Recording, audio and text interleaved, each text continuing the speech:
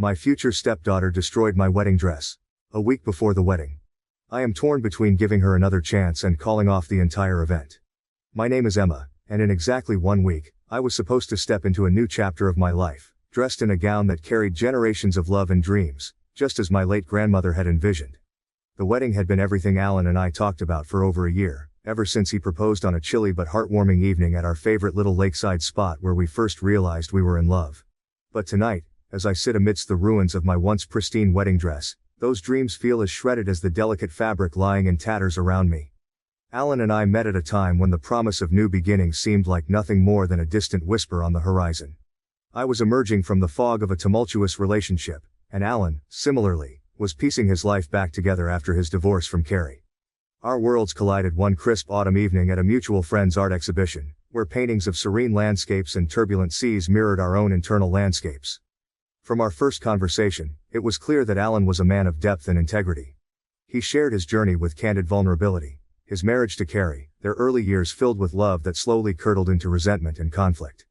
When he spoke of Rose, his daughter, his eyes lit up. She was his pride, his joy, his grounding force. Alan explained that Carrie had always been the more ambitious partner, her desires sprawling beyond the confines of their family life, which ultimately led her down a path that did not include him. His honesty about the complexities of co-parenting with someone he could no longer trust, yet who remained an integral part of his life because of Rose, painted a picture of a man who valued honesty and responsibility above all. Our relationship developed slowly, built on a foundation of deep mutual respect and shared experiences of past hurts.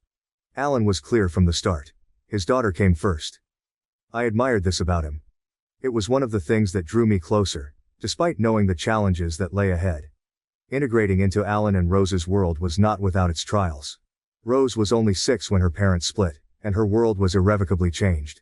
By the time I met her, she was a precocious 8-year-old with a sharp intellect and a guarded heart. Her initial wariness of me was palpable. It was clear that Carrie's influence, coupled with the insecurities bred from her parents' split, shaped her early interactions with me. Rose would often test boundaries, her remarks sometimes tinged with the sort of skepticism and rejection that only a child caught between 2 homes can manifest. "You're not my mom," became a refrain I heard too often, each utterance a small slice to my heart. Understanding the depth of her turmoil, Alan and I decided to seek family therapy. It was important to us that Rose felt supported and that she understood her feelings were valid and heard. These sessions were a mix of breakthroughs and setbacks. We navigated through difficult conversations about loyalty, trust, and the changes that my presence brought into her life. Therapy provided us with the tools to communicate more effectively, and slowly, the barriers Rose had built began to crumble. Outside of therapy, I made every effort to connect with Rose on her terms. We found common ground in our love for the arts. I remember taking her to her first ballet, her eyes wide with wonder as the dancers leaped across the stage.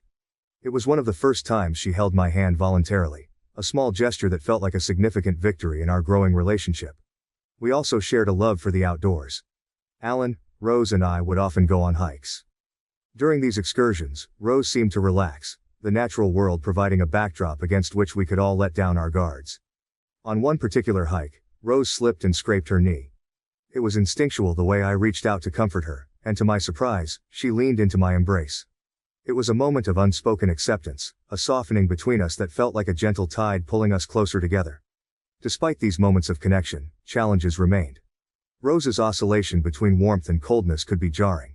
We had days filled with laughter and lightheartedness, and others where her withdrawal reminded me of the delicate dance we were still engaged in. Carrie's presence in the background often felt like a shadow that cooled the warmth we tried to foster. Her subtle undermining of my relationship with Rose and Alan was a constant undercurrent, adding tension to an already complex dynamic. As our wedding approached, I sensed a shift in Rose. Perhaps it was the permanence the marriage implied, or maybe the whispers of her mother's discontent that found their way to her ears. The incidents of defiance grew, culminating in cutting remarks and resistance to the family structure we tried to build.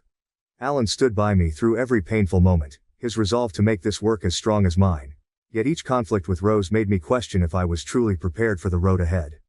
The blend of therapy sessions, shared interests and continuous open dialogue created a tapestry of our relationship that was intricate and fragile. It was a relationship that required patience, understanding, and an abundance of love, qualities that Alan and I committed to provide in abundance, despite the shadows that sometimes fell across our path. As I reflect on the journey we've undertaken together, I'm reminded of the complexity of forming a new family from the fragments of old ones. Each step forward with Rose is a delicate balance of love, patience, and respect for the young girl at the heart of our blended family. Through every challenge, our resolve to create a nurturing environment for her has remained steadfast, a testament to the power of love and the resilience of the human spirit. Our engagement story began on an unexpectedly warm evening in late September, marking an anniversary of sorts. It was on this date, 3 years prior, that Alan and I had shared our first date, a simple but charming evening that had started with coffee and ended with a sunset walk along the river. That night, he had seemed unusually quiet during dinner, a thoughtful, distant look occasionally crossing his face. I wondered if something was troubling him but decided to wait until he was ready to share. After dinner, as if retracing the steps of our initial meeting, Alan suggested a walk in the park where we'd first realized there might be something special between us. The park was beautifully quiet, with just the gentle rustle of leaves and the distant sound of the city as our backdrop. We found ourselves at a familiar bench, the one where we'd sat years ago, talking until the stars came out. He took my hand, his grip both nervous and firm, and there was a moment of deep, almost palpable silence between us. "Emma," he began, his voice soft but clear in the quiet of the evening. "These past 3 years have been the happiest of my life. I know I've said it before, but I truly believe it was fate that brought us together that night. You've brought so much light into my life, and not just mine but Rose's too, even if it's hard for her to show it sometimes." I listened, my heart beginning to race with the weight of the moment I sensed was coming. "I love you, Emma. I love the life we're building, and I want to make it official, if you'll have me." From his pocket, he produced a small velvet box, opening it to reveal a ring that glinted under the street lamp's glow. It was beautiful, understated, and elegant, just like the life we had begun to carve out together. The proposal wasn't a grand gesture, there were no hidden photographers or a flash mob of dancers. It was profoundly personal, a quiet commitment made under the stars in the same spot where we'd first realized we wanted to be together. My answer was a teary, joyful yes, a word that felt too small for the enormity of my feelings but the only one that made any sense. The decision to get married wasn't just about our love for each other, it was about forming a new family unit with Rose. Alan had been upfront about his role as a father from the very beginning, and I admired him for his dedication. We knew that blending our lives would come with its challenges, particularly with Rose still adjusting to her parents' separation and the reality of her father remarrying. But we believed that with patience, understanding, and plenty of love, we could build something lasting and beautiful. In the months that followed, we started planning our wedding. We wanted a ceremony that was reflective of who we were as a couple, simple, intimate, and full of personal touches. We chose the vineyard outside the city because it was the site of one of our most memorable dates early in our relationship. We envisioned a small gathering, with close friends and family who had supported us through our respective journeys and were there to celebrate the beginning of our new life together. As the wedding plans took shape, so did our efforts to ensure Rose felt included and important in this significant change. It was essential to Alan and me that she didn't feel like an outsider but as a key part of this union. We involved her in decisions where appropriate, like choosing elements for the ceremony and even helping to taste test the menu, a task she particularly enjoyed. These moments, though sometimes marked by her hesitance, were stepping stones in blending our lives. The days leading up to a wedding are typically filled with a bubbling mix of nervous excitement and joyful anticipation. For me, the day I went to pick up my wedding dress was supposed to be a highlight, a sacred moment carrying both the weight of tradition and the lightness of new beginnings. My dress, inspired by my late grandmother's wedding gown she had crafted herself after being enchanted by photos of Grace Kelly, was more than just fabric and thread. It was a symbol of heritage, a piece of family history tailored to fit the new contours of my life. I remember the morning sunlight filtering through the boutique's front windows, casting patterns of light over the delicate lace and satin. The dress hung there, a dream spun into reality, altered to fit me as I had grown taller than the women in my lineage who had worn it before. As I slipped into it, feeling the soft fabric caress my skin, I could almost hear the whispers of my grandmother's joy and the rustle of her own gown on her wedding day. It was perfect, and after a few final adjustments, it was carefully zipped into a garment bag to protect it until the wedding. Alan and I had decided not to live together before our wedding, a nod to tradition that he insisted upon out of respect for his more conservative relatives. Therefore, my apartment was my sanctuary, a place where every corner was arranged just so, including the special corner of my closet where my wedding dress now awaited its day. That particular day seemed ordinary enough. Alan had custody of Rose, and after school, she was to hang out at her friend's house nearby before coming over to my place for dinner, as was our usual arrangement. It gave her a sense of routine and me the opportunity to bond with her in what I hoped was a comfortable environment for her.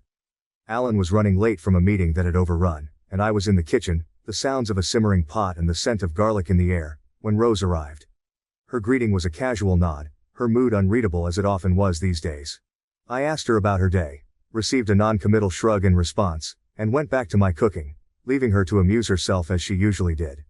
Looking back, I wish I had seen, or understood, the storm brewing beneath her calm exterior.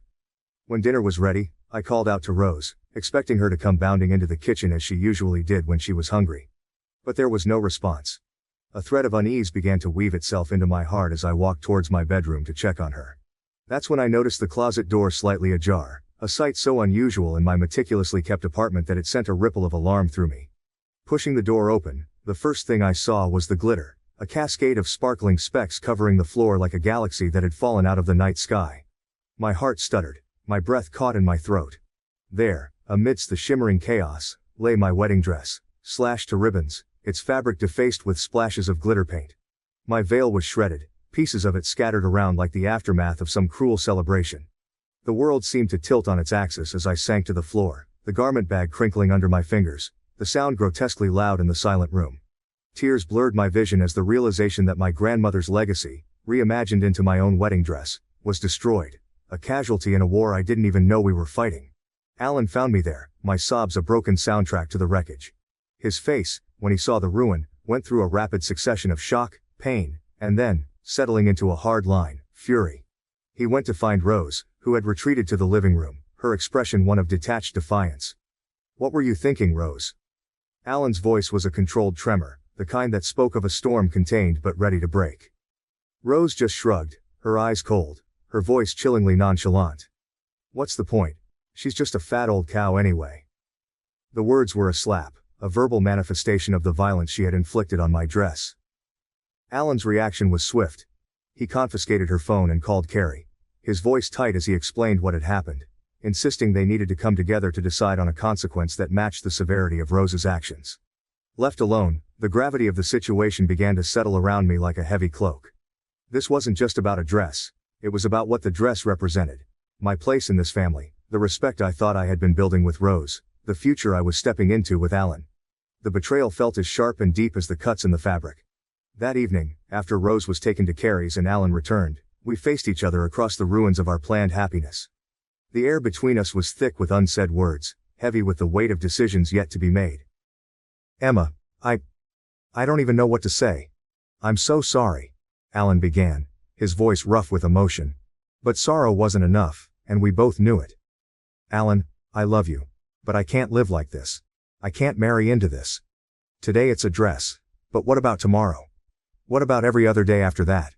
How do we build a life on this?"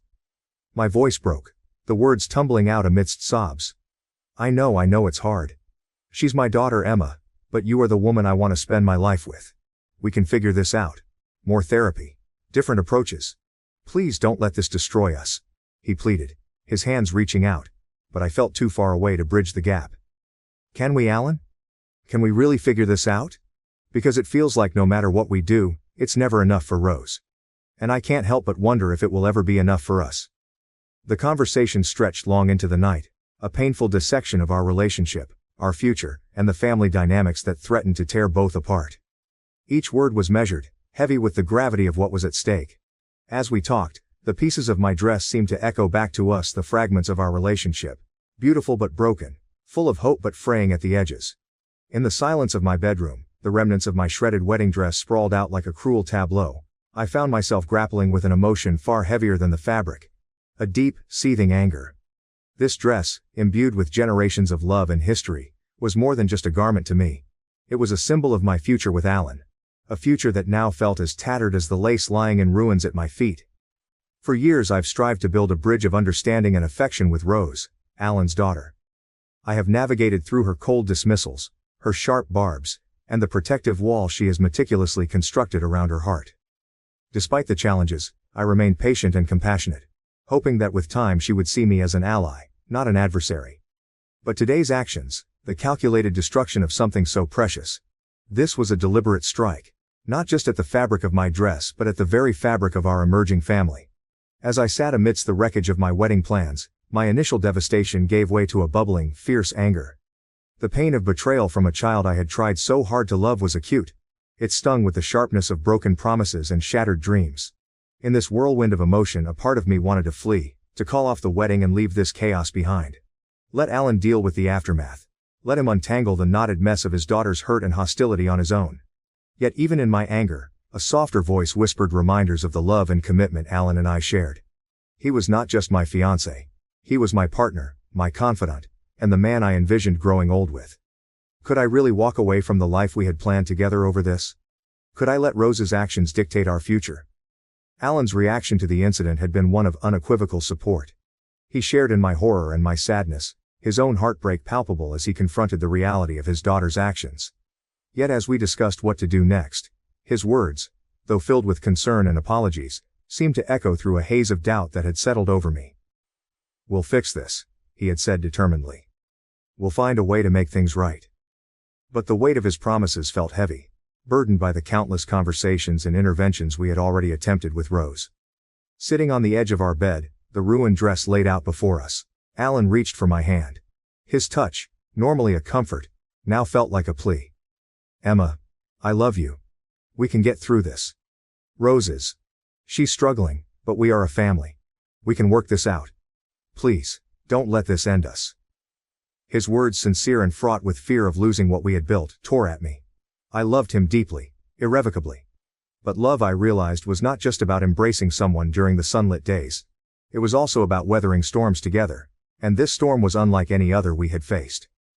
"I love you too, Alan, more than I can say," I responded, my voice trembling with the weight of my decision. "But loving you doesn't mean I have to accept this. It doesn't mean I should stand by as the life we want gets repeatedly torn apart by actions that go unaddressed. We need more than promises now. We need action. Real change."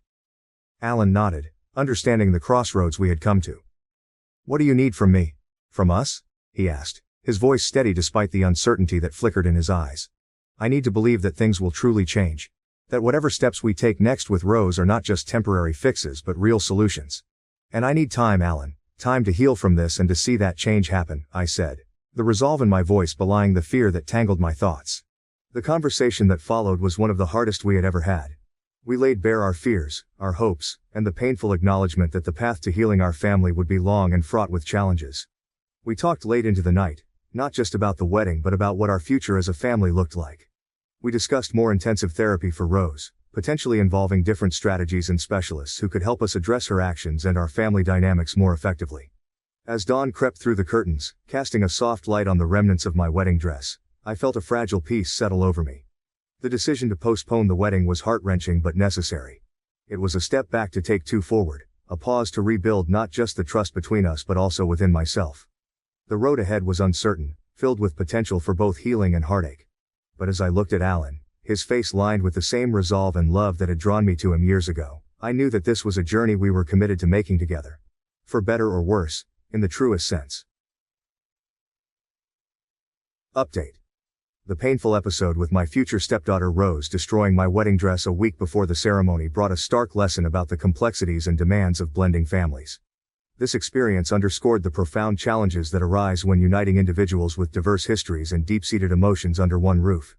The incident was a harsh reminder that familial bonds, especially those newly forged, require not just love but an ongoing commitment to understanding and patience.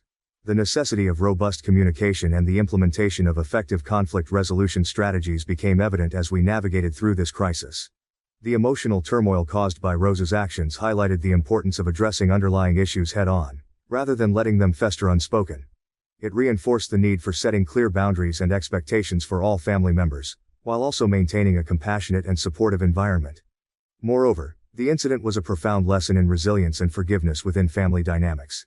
Choosing to postpone the wedding and focus on healing demonstrated the value of prioritizing the long-term health of family relationships over immediate desires or societal expectations.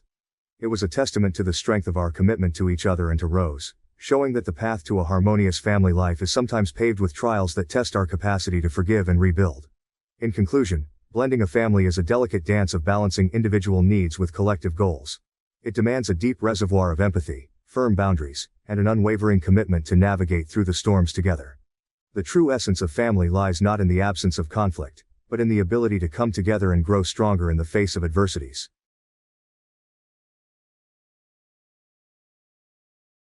My husband abandoned me while I was in labor, and later, my brother told him I didn't make it. Now my husband wants me to cut my brother off.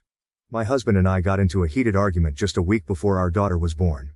The whole thing started when he casually suggested that we get a paternity test for our daughter once she arrived. To be clear, this accusation was completely out of the blue, with no prior incidents or reasons to justify his suspicion. I am a homebody who works remotely, with no close male friends apart from my brother. I don't go out much, and my interactions with other men are virtually non-existent. When he first brought it up, I was taken aback and deeply hurt. I couldn't believe that he would question my fidelity, especially so close to my due date. I told him that he was essentially accusing me of cheating on him, which was not only unfounded but also incredibly insulting. Instead of understanding my point of view or apologizing, he doubled down on his request, claiming that he just wanted to be sure. This became a recurring topic over the next 3 days. Every time he brought it up, the stress of the accusation started to weigh heavily on me. I felt physically ill from the constant tension. I tried to reason with him, explaining how his unfounded doubts were affecting me, but he wouldn't relent. It felt like he was tearing down the trust and love we had built over the years, brick by brick. On the third day, after another exhausting round of the same argument, I reached my breaking point. I was overwhelmed with frustration and sadness. The stress was so intense that I could feel it taking a toll on my body and my mental health. In a moment of clarity, I realized that I couldn't continue to stay in an environment that was so toxic and harmful, especially not so close to giving birth. I told him that I didn't want to talk to him anymore and packed a few essentials. I left our home and went to my brother's house, seeking solace and support. My brother welcomed me with open arms, offering the comfort and understanding that I desperately needed. During this time, I called my husband to try and work things out, hoping for some resolution, but he refused to engage in a constructive conversation. After all this, I decided to go back home the next day to grab some things while my husband was at work. The atmosphere at my brother's house was supportive, but I needed some personal items and baby essentials to prepare for the upcoming birth. As I walked through our home, the memories of our recent fight lingered, adding a heavy sense of sadness and frustration.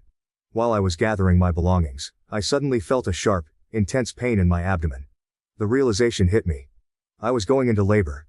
Panic set in as the contractions grew stronger and more frequent. I needed to get to the hospital immediately. My first instinct was to call my husband, despite our unresolved issues. After all, he was the father of our child, and deserved to be there for the birth. I dialed his number, but there was no answer. I called again and again, a total of 16 times, with each attempt going straight to voicemail. My heart pounded with anxiety and fear. How could he not answer? Didn't he see the urgency in my repeated calls? Each ring that went unanswered only heightened my sense of isolation and dread. Desperate and in pain, I called my brother, explaining the situation between labored breaths. He assured me that he was on his way and tried to reach my husband as well. My brother called him another half a dozen times while driving to pick me up and then continued calling on the way to the hospital. But there was still no response. The silence from my husband was deafening, amplifying my fears and frustrations. As my contractions became more intense, I clung to the hope that my husband would somehow show up. The ride to the hospital felt interminable, each bump in the road sending waves of pain through my body. My brother, trying to remain calm for my sake, drove as quickly and safely as he could. His wife, a nurse, was on the phone, guiding us through the process and preparing to meet us at the hospital. Just when I thought things couldn't get worse, I felt an overwhelming urge to push. We were still miles from the hospital, and it became clear that I wouldn't make it in time. My brother pulled over, and his wife instructed him over the phone on what to do. In the cramped space of the back seat, I gave birth to my daughter. The pain was excruciating, and the situation was terrifying. I was bleeding heavily, and my brother's wife, who arrived just in time, helped deliver the baby and tried to manage the situation as best as she could. By the time we reached the hospital, I was in critical condition. I was rushed into surgery to stop the bleeding and had to undergo an emergency hysterectomy. Bonding with my daughter has been incredibly hard. Each time I look at her, I feel a mixture of overwhelming love and deep sadness. She is beautiful and innocent, a light in this dark period, but I can't shake the lingering pain and trauma from her birth. Holding her, I feel the pressure to be strong and joyful. Yet the memories of the emergency and the surgery keep pulling me back into a state of sorrow and exhaustion. My brother's wife has been an immense support during this time. Her medical knowledge and calm demeanor have been invaluable, but even she knows that this emotional healing will take time. The point is that while I was still groggy and recovering from surgery, 10 hours after I had first called, my husband finally responded. I was just beginning to come around, disoriented and in pain, trying to make sense of everything that had happened. The nurses were bustling around, checking on me and the baby, and I could barely keep my eyes open. My brother had been by my side the entire time, his face etched with worry and exhaustion. He had my phone, handling all the calls and updates to family and friends. When my husband finally called back, my brother's face contorted with a mix of relief and anger. He couldn't believe it had taken my husband so long to respond, especially given the urgency of the situation. As he answered the phone, I could see the anger and frustration boiling over. My husband's voice came through, asking why I hadn't answered his calls. The sheer audacity of his question, after hours of silence during the most critical moment of my life, was too much for my brother to bear. "This is Jake," he said, his voice shaking with controlled fury. "I'm at the hospital. She didn't make it." Without waiting for a response, he turned off the phone, his hands trembling. My husband rushed to the hospital, arriving just as I was starting to wake up. The look on his face was a mix of panic, guilt, and desperation. He stormed into my room, his voice rising in anger and confusion. "Why didn't you answer my calls? What's going on?" he shouted, his eyes wild. Before I could even process what was happening, the hospital security intervened, forcing him out of the room to prevent further distress to me. I was too weak and disoriented to fully grasp the situation, but the emotional turmoil was evident.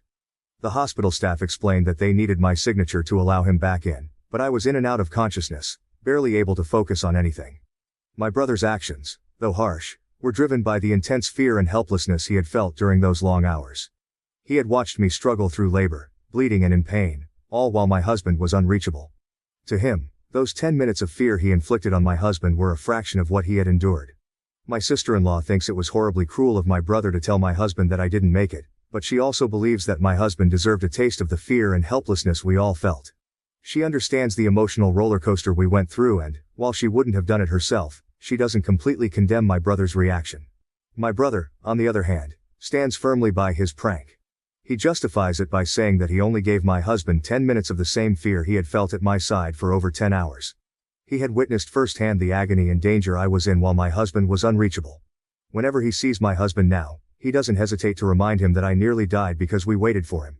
He's relentless in driving home the point, hoping it will instill some sense of the gravity of the situation. Before all this, my brother was mostly indifferent to my husband.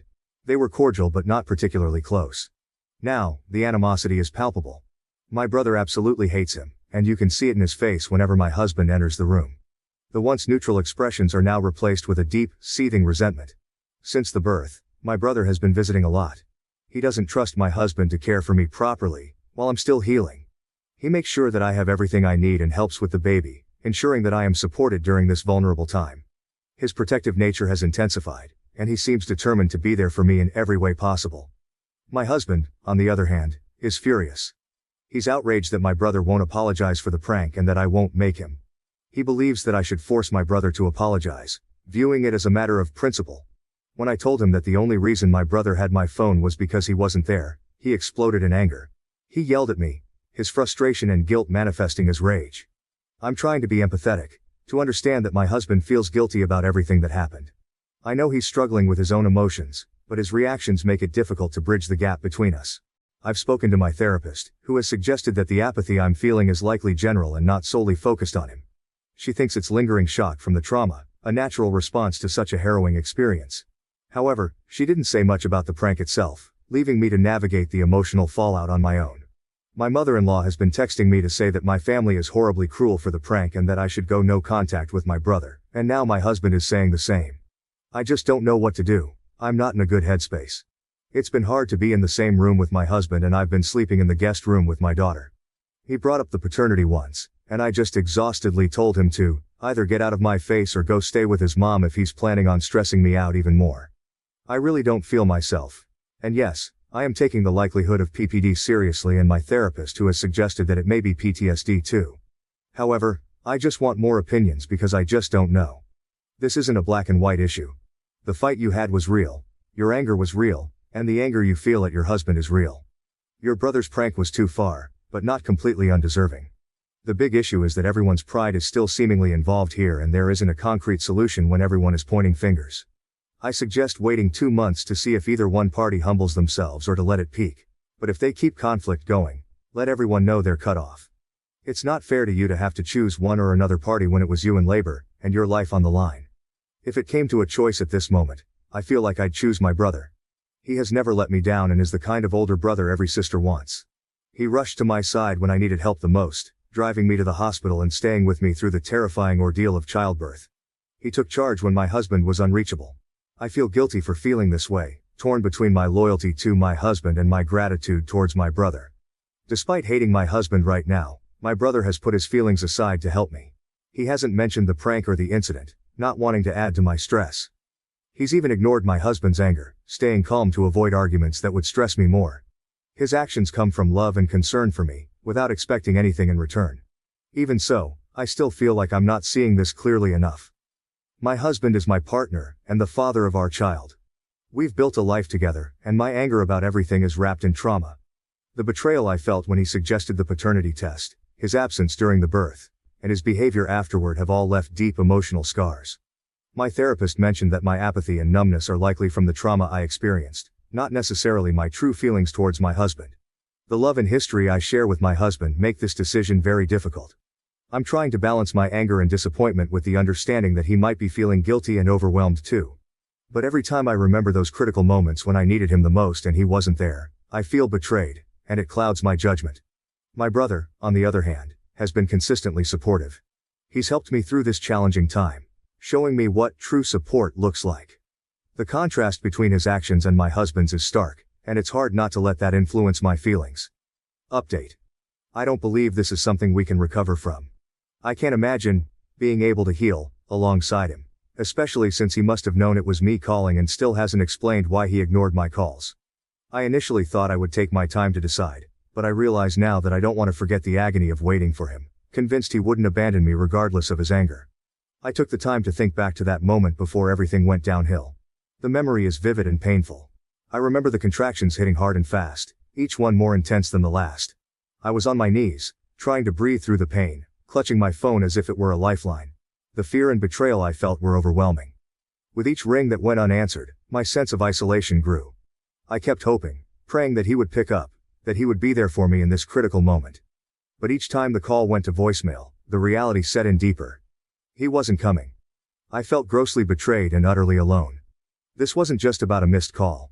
It was about trust and support at the most vulnerable moment of my life. I needed him, not just as my husband, but as my partner, the father of our child. The person I thought I could rely on unconditionally was nowhere to be found when I needed him the most. The fear I felt wasn't just for myself, but for our unborn daughter as well. I was scared for her safety, scared of what might happen if I didn't get help in time. I've replayed that moment in my mind countless times, and each time, the feelings of betrayal and loneliness wash over me anew. I just don't think there's any coming back from that. It's not something that can be easily forgiven or forgotten. It's a breach of trust so deep that it shakes the very foundation of our relationship. I also think about my daughter and the kind of example I want to set for her. I wouldn't want her to think it's okay to stay with a man who destroyed her trust that way. She deserves to see what a healthy, supportive relationship looks like. Staying in a relationship where trust has been shattered would send the wrong message. I want her to grow up knowing her worth and the importance of being with someone who truly values and respects her. I plan to contact an attorney and meet with them in the coming weeks. Thankfully, we have a prenup, so I hope the process won't be too difficult. This situation became even clearer when a friend asked if I would still trust him to sign off on my medical papers. My immediate reaction was a strong no. I wouldn't trust him at all. I want to remove him from that responsibility as soon as possible. Honestly, I'd trust my old college roommates more than him. I would never have ignored so many of his calls unless I had specifically told him I was unavailable, and even then, I would have been more responsive. I feel good with my brother and sister-in-law here with me.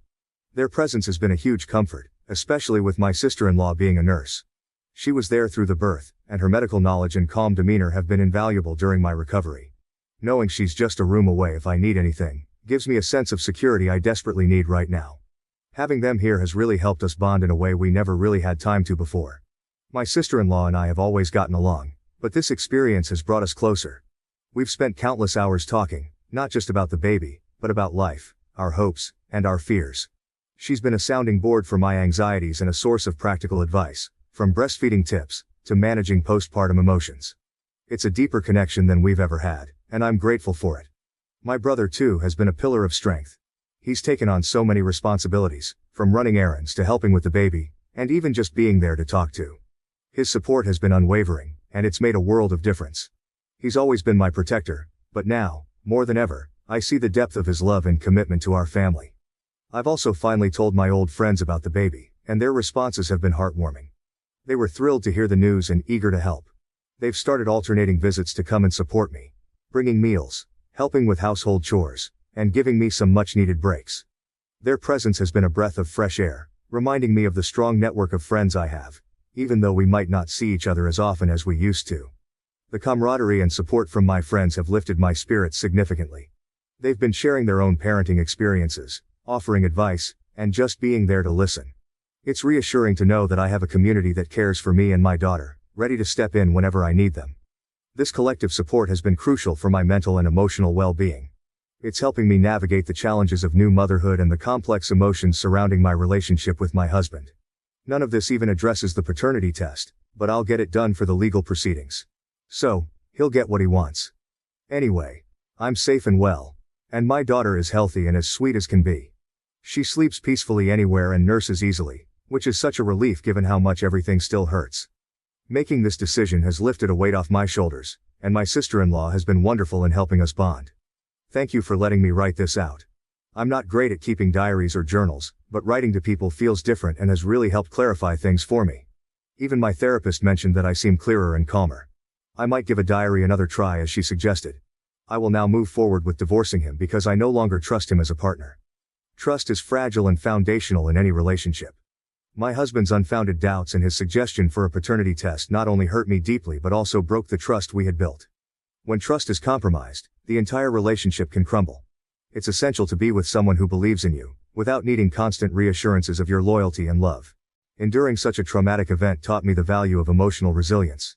Despite the fear, pain, and betrayal, I had to find the strength to move forward for the sake of my daughter and myself.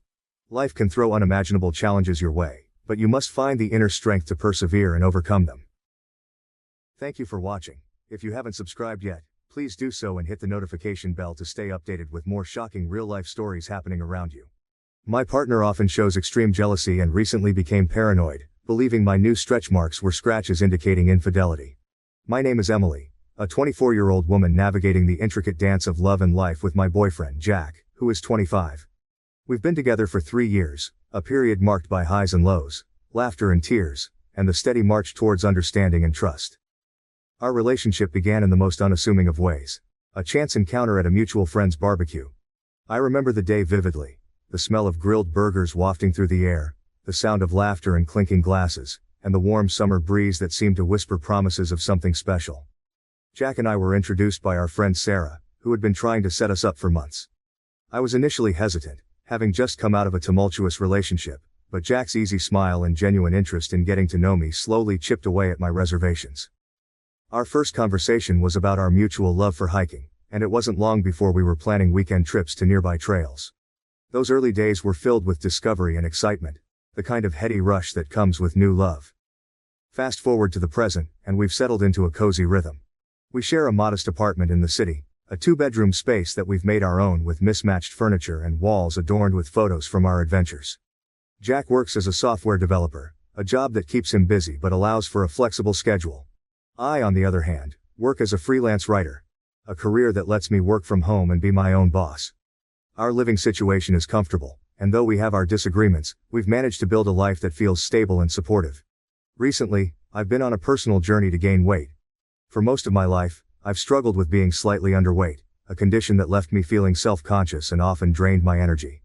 With Jack's encouragement and my own determination, I embarked on a mission to put on some pounds in a healthy way. I started eating more balanced meals, incorporating strength training into my exercise routine, and keeping a close eye on my progress. In a few short months, I managed to gain about 7 pounds, and for the first time in years, I felt a sense of accomplishment when I looked in the mirror. However, this newfound weight came with unexpected changes. My body, adjusting to the rapid increase, began to show signs of stretching skin. Bright red and purple marks appeared on my thighs and buttocks. Stretch marks, a normal but surprising result of my efforts. I did my best to embrace them, reminding myself that they were a testament to my hard work and dedication to improving my health.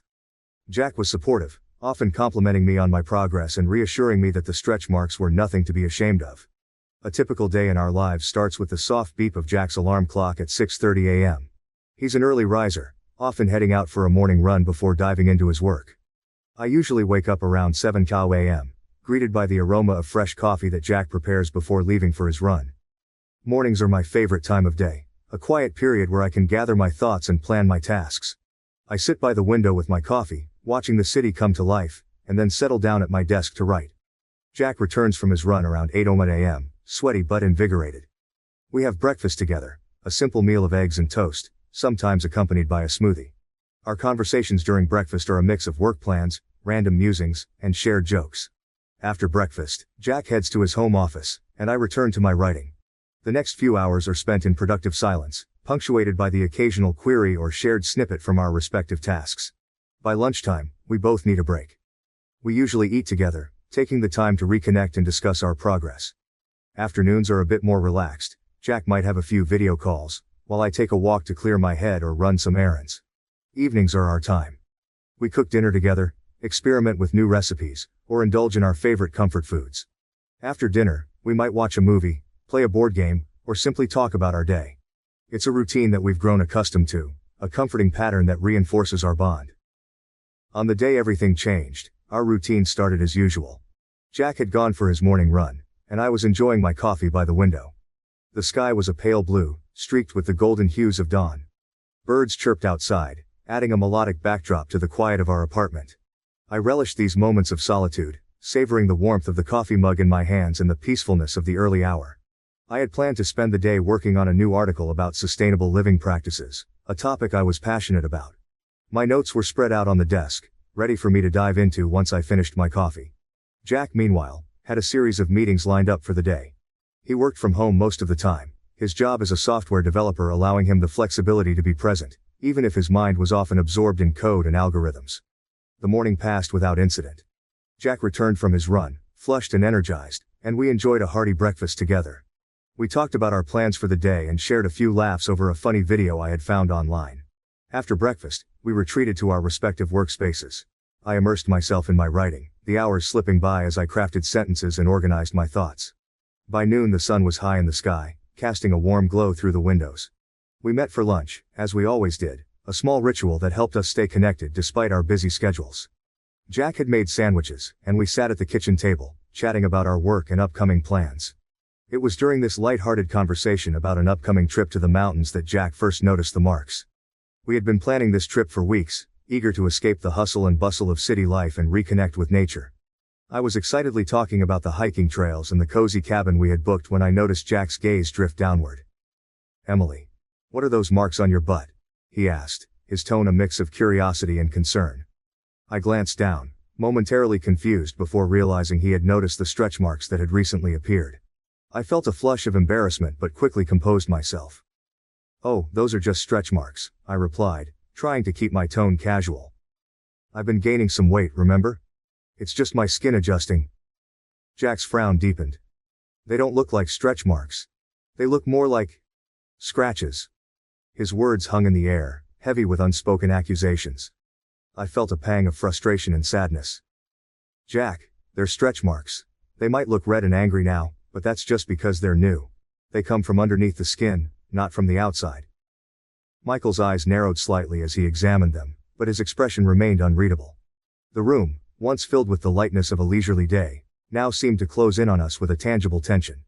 He stared at me, his expression a mix of disbelief and confusion. "Are you sure?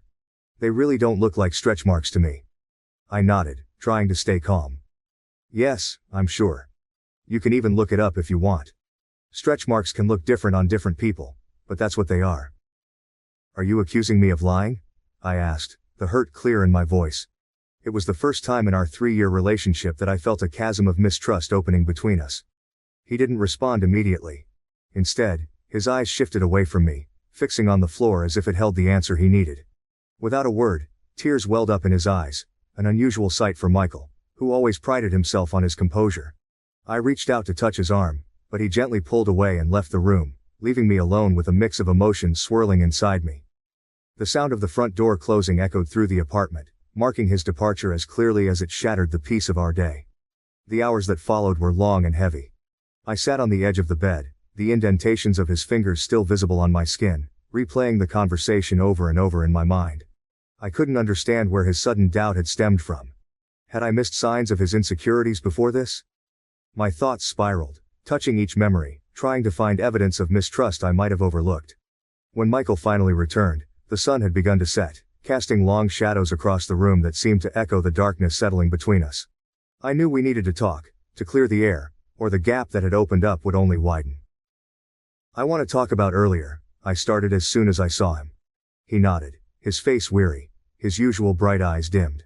We sat down together, the space on the couch between us feeling like a gulf. "Do you have any reason not to trust me, or do you need reassurance or more attention in our relationship?" I asked, my voice soft but firm. It was crucial to understand his perspective, even if his suspicions had hurt me deeply. He stayed silent for a long time, his eyes not meeting mine. When he finally spoke, his voice was low. "No, but those marks, they don't make sense," he admitted, sounding as confused as he was uncertain. Trying to bridge the distance between us, I offered, "You can go through my phone whenever you want to," hoping transparency would reassure him. "Maybe you should talk to one of your friends about it," I added, thinking that perhaps external support might help him process his feelings better than I could alone. But he didn't like that suggestion. His face closed off, and he stood abruptly. "I don't need to talk to anyone," he said sharply, then stormed off to the other room, leaving me once again alone, the weight of our unresolved conflict pressing down on me like a physical force.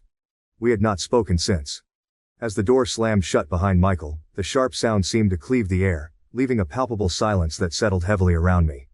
Left alone in the diminishing light of the evening, I felt a cold draft sweep through the room, as if the open window was allowing the chill from outside to seep into the apartment, and into the spaces between us. In the quiet that followed, my mind began to whirl with thoughts and emotions. Shock was the first to settle in, thick and suffocating. I never imagined that Michael, the person I trusted most in the world, could suggest, even indirectly, that I might be unfaithful. The absurdity of his accusation that my stretch marks were scratches from someone else's nails was bewildering. Confusion followed close behind the shock. Why would Michael think such a thing? We had always been open with each other, sharing our thoughts and feelings without hesitation. This level of mistrust was new, alien. I replayed our conversation in my head, his words echoing, "They don't look like stretch marks." And I could feel a tinge of frustration bubbling inside me. How could he not trust my words? Sitting on the edge of our bed, the dim light of the bedside lamp casting long shadows across the room, I allowed my mind to drift to previous instances that might have hinted at this sudden burst of jealousy. There was that time at a company party when I had laughed a little too long at a coworker's joke, and I noticed Michael's eyes narrow across the room. Or when he had asked, with a thinly veiled tension, who I was texting late one evening when it was only my sister sharing updates about her new baby. Each memory, each little moment I could recall, seemed now like a thread in a larger tapestry I had not seen the whole of. Was there always an undercurrent of doubt that I had failed to notice?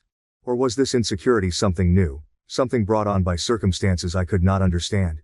Feeling overwhelmed, I reached for my phone. I dialed my best friend, Sarah, needing the comfort of her voice, the reassurance of her perspective. She answered on the second ring, her voice a soothing balm to my frayed nerves. "Hey, what's up? You sound upset," she said, her tone immediately shifting to concern. I poured out the events of the day, my words tumbling out in a rush. As I spoke, I could hear Sarah's steady breathing on the other end of the line, a reminder of the calm I was desperately seeking. "That sounds really tough, but you know, Michael might just be going through something he's not ready to talk about," Sarah offered, always the voice of reason. "But it's also important that he knows he can't project his insecurities onto you." Her words were rational, but they only provided a small comfort against the torrent of emotions I felt. After we hung up, the loneliness crept back, heavier than before. The anxiety started to set in then, gnawing at the edges of my mind. What if Michael's doubts had roots deeper than just the misunderstandings of today? What if these seeds of mistrust grew into something more, something that could not be mended?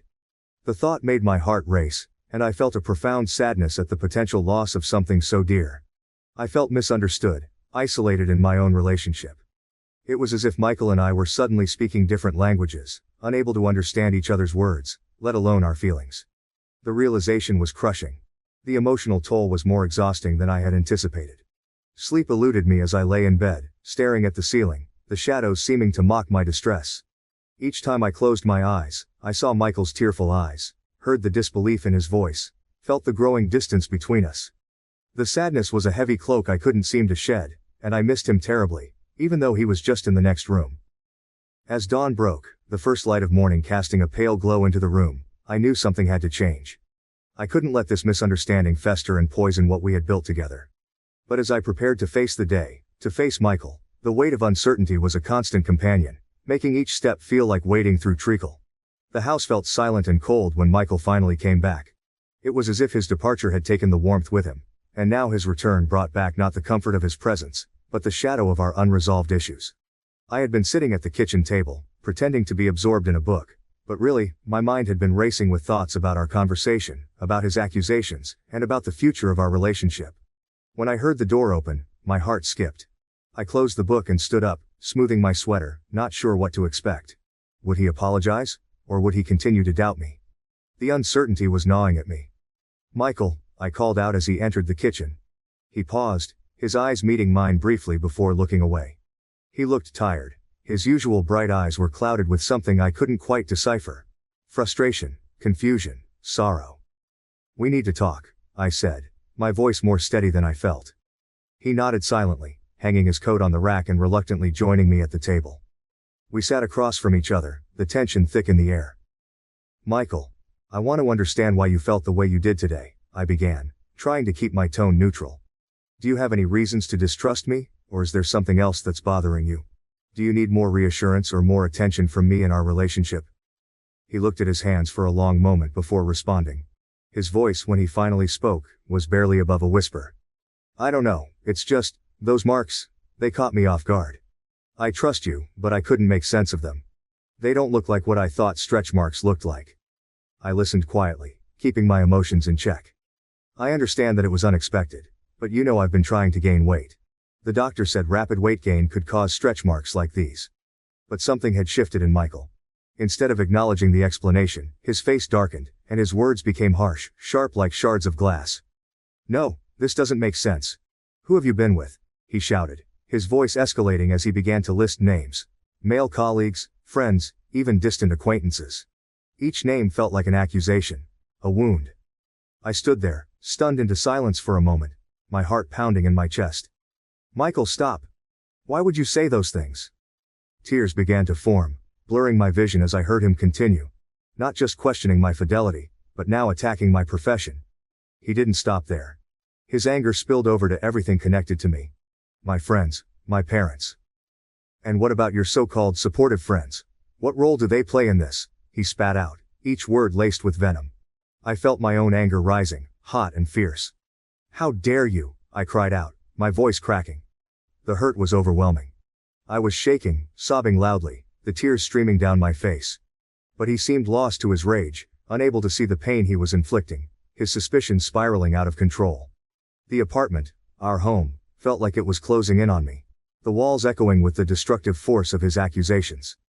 I watched, heartbroken, as he swept his arm across the coffee table, sending books and small trinkets crashing to the floor. His behavior was unlike anything I had ever seen from him. It scared me, seeing him like this, consumed by baseless jealousy. "Michael, please, this isn't you." I pleaded between sobs, trying to reach out to him, to pull him back from the edge of this rage-filled precipice. But he was beyond my reach, his words slicing through the last threads of my composure. Finally, I couldn't bear it any longer. "If you can't trust me, if you can't respect me, then what are we even doing?" I shouted, my voice hoarse from crying. "You need help, Michael, but so do I. We can't go on like this." Silence fell as my words hung in the air. He stopped, his chest heaving, looking around at the chaos he had caused, at the woman he claimed to love now crying uncontrollably because of his actions. It seemed to dawn on him then, the gravity of what had just unfolded between us. The moment was a painful wake-up call, a stark revelation of how deeply our trust had been eroded and how much healing would be necessary if there was any hope for us to move forward. Whether that path would be one we could walk together remained to be seen. The update. As I sat alone in the dim light of our living room, the shadows seemed to stretch across the walls, mirroring the darkening thoughts swirling in my mind. The echoes of Michael's angry words hung heavy in the air, a stark reminder of the storm that had just passed. He had stormed out again, leaving behind a silence that was thick with unrest and sorrow. This wasn't the first time jealousy had reared its ugly head in our relationship, but tonight, it had turned into sheer madness. Over the past year, I had noticed a troubling pattern in Michael's behavior. It started with small, seemingly insignificant comments about how I dressed for work or the occasional coffee with a friend. But gradually, these comments had morphed into accusations, heated arguments that would end in his tearful apologies and promises to change. Each time I believed him, hoping our love was strong enough to overcome these bouts of insecurity. But as I replayed those moments now, a chilling realization washed over me. It was getting worse, not better. Tonight had been different. The intensity of his anger, the sharpness of his words, everything was magnified. He hadn't just been upset or confused, he had been furious. Destructive. The apartment bore the physical marks of his rage. With shattered glass from a picture frame we had picked out together last Christmas lying scattered across the floor like fragments of our once happy memories. As I gathered the broken pieces, my mind raced with questions and fears about our future. Could I continue living like this, walking on eggshells, always anxious about what might set him off next? Was love really supposed to be this hard, this painful? My thoughts were interrupted by the sound of the front door. Michael was back, his face pale and his eyes red-rimmed from crying. He looked broken, remorseful. For a moment, my heart ached for him, for us. But then I remembered the fear, the feeling of helplessness as he had yelled and thrown things around, accusing me of betraying him over innocuous stretch marks that were merely the result of my efforts to be healthier. "We need to talk," I said firmly as he stepped closer, his expression one of contrition. "I know, I'm so sorry," he stammered, his voice cracking. "I don't know what got into me. It's just, seeing those marks, it scared me. I thought I was losing you." His words pierced me with a sadness so deep it was almost physical. "Michael, your jealousy isn't new. It's been building up, and every time, it chips away a little more of my trust, my sense of safety with you. I love you, but I can't live like this. We can't keep going through these cycles." He nodded, swallowing hard. I know I need help. I'll do anything. See a therapist. Anything you need. Please. Don't give up on us." But as much as I wanted to believe him, the fear of what might happen if we stayed together haunted me. What if his jealousy turned even more destructive? What if next time, he didn't just break things but broke us beyond repair? "I need to think," I said, my voice barely above a whisper. "I need some space to figure out what's best for us, for me. I'm scared, Michael. I'm scared of what you might do, what you might think of me. That you might believe I betrayed you even if we just break up." He looked devastated, but he nodded, understanding the gravity of the situation. "Okay, I'll stay at my brother's tonight. Take all the time you need," he replied, his tone resigned. After he left, the silence returned, but now it was a silence of solitude, not of anticipation. I pondered over everything, our love, the good times we had shared, and the darkness that had slowly enveloped us. I wondered if ending things would lead him to think I had someone else, if it would prompt him to do something drastic out of a misguided sense of betrayal. The decision lay heavily on me. Continuing as we were was untenable, but the implications of ending things were frightening in their own right. Either choice carried its own set of fears and potential regrets. I realized then that the most immediate need was not just deciding whether to stay or leave, but ensuring both our safeties, emotional and physical. Perhaps a mediated conversation with a therapist present, or a clear safety plan, would be the first steps. Ending a relationship scared me, but continuing in fear scared me more. As the night deepened, so did my resolve. Tomorrow I would call a counselor, someone who could guide us through this, whether it ended in reconciliation or separation. But tonight, I would allow myself to grieve. The loss of the relationship I thought we had. The future I had imagined, and the peace I so desperately craved.